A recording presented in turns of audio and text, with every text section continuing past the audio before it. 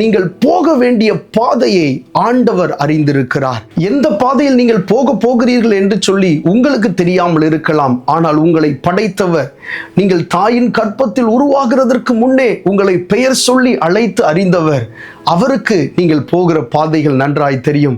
இஸ்ரவேல் ஜனங்கள் எகிப்து தேசத்திலிருந்து பலத்த கையினாலும் ஓங்கிய புயத்தினாலும் அவர்கள் வெளியே கொண்டு வரப்பட்டார்கள். இவர்களுக்காக இவர்கள் அறியாத ஒரு பாதையை ஆண்டவர் வைத்திருந்தார்.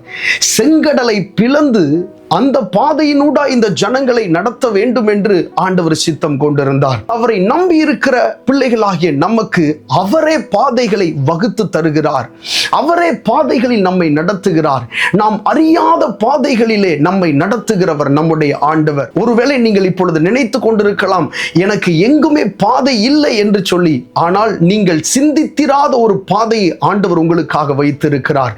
நீங்கள் சற்றும் எதிர்பார்த்திராத ஒரு பாதையினூடாய் கர்த்தர் உங்களை நடத்த போகிறார். பூமிக்கு வானம் எவ்வளவு உயரமாய் இருக்கிறதோ அதே போல அவருடைய வழிகள் உயர்ந்ததாய் இருக்கிறது என்று கர்த்தருடைய வசனம் சொல்லுகிறது. அப்படி உயர்வான வழிகளிலே உங்களை நடத்த கர்த்தர் போதுமானவராய் இருக்கிறார். அவர் உண்மையுள்ளவராய் இருக்கிறார். அவர் உங்களுக்காய் வைத்திருக்கிற வழிகளை நீங்கள் விசுவாசியுங்கள். நிச்சயமாக அந்த வழியினூடாய் கர்த்தர் உங்களை நடத்த அவர் உண்மையுள்ள தேவனாய் இருக்கிறார்.